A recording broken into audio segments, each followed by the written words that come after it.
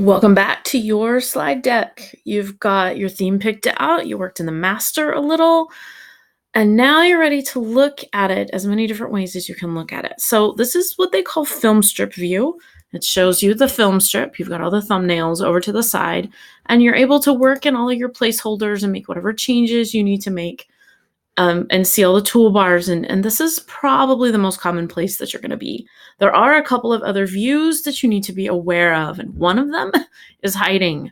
I didn't know it existed until much later on in what I was doing, and it's down here at the bottom of your view of things. Get Screencastify information to go away so you can see it. There we go. So here's Filmstrip View, and here is Grid View. This will take it and put it in as a grid, just like it sounds. This is good for letting you see the continuity of the slides that you've created and possibly moving things around. Maybe you couldn't see it in Filmstrip View if you have a presentation that's bigger than the 6 or 8 slides that you can see over here. You can see the first 6 very easily in Filmstrip View, but maybe you've got something that's down here in 10 or 15 or 30 or something. You're going to be able to see it in Grid View and move things around and decide that you want the examples to go up here and the quote to go over there, and this to be at the end, and that to be whatever it is you wanted it to be. So that's Grid View. Now, none of those were changes I needed to make, so I'm going to get it back to what it was originally, which the more I click back, the more it's going to take me back to Filmstrip View. So those 2 are right down here at the bottom of all the thumbnails. Then you've got in the view menu a couple of other options. We're going to deal with animations and transitions in another video. And we've got a couple of ways to get to the present view. The one we want to be sure we can see here is the master view.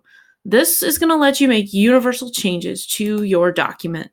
If you haven't already, or as you get into creating it and you want to change things, you can go up to this master slide and change anything you want to change. Maybe you don't really want this to be blue. You've changed your mind. You can right click on it and change the background of every single slide. You've got all of your colors that you're used to. You've got everything in the theme that's preset. You've got all the gradients that you might want to use. You can put in the custom hex code if you know it from anywhere else, and you can change this universal and have it do whatever else it is that you want it to do. Now, I think I'll change it. Let's put it in as this gradient just to see what it does. And click done, and you can see what that does. Now, that gradient really does not help all of these white words. And I kind of like the white words.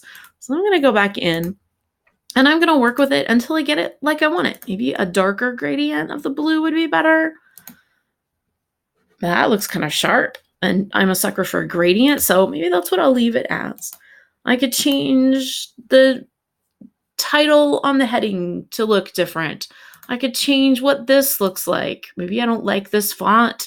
I'm using this one for a quote that I put in, and I want it to be something different. And I can change that and make it do something totally different. I'm not sure that's what I want. So I can go looking for something else that suits my purposes and gets the point across differently, and just make those changes and try it out and see what you want it to do. I think actually I'm going to leave it like it was and just leave well enough alone. I could also from here change the color of my font. Maybe I'll make it do that. And that'll change it on the slide as well.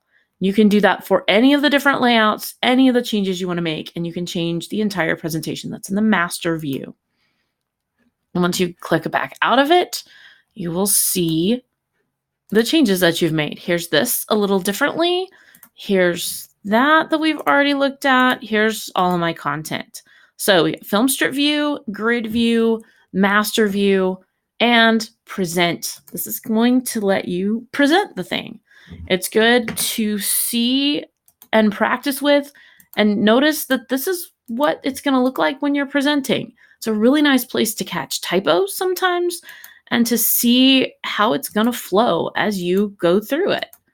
Here's full-on present view as you see things. And I forgot to highlight this draw on that last slide, so I need to go back in and make that change. Now, present view will not let you make changes. It will, however, let you add in the laser pointer if you're wanting to do that. You can look at any notes that you've got if you made any notes. If you use speaker notes, which you can see on the Filmstrip View. And you can also get to captions for it and settings if you need it to appear differently, if you want to download it as a different kind of a file, which we'll talk about in another video. You can also exit it from right here, or you can hit escape, and that will take you back to your Filmstrip View like you're used to, so that you can go in and make that change that I saw and be sure that I'm creating consistency throughout my presentation. So those are your 4 basic views: Filmstrip, Grid, Master, and Present.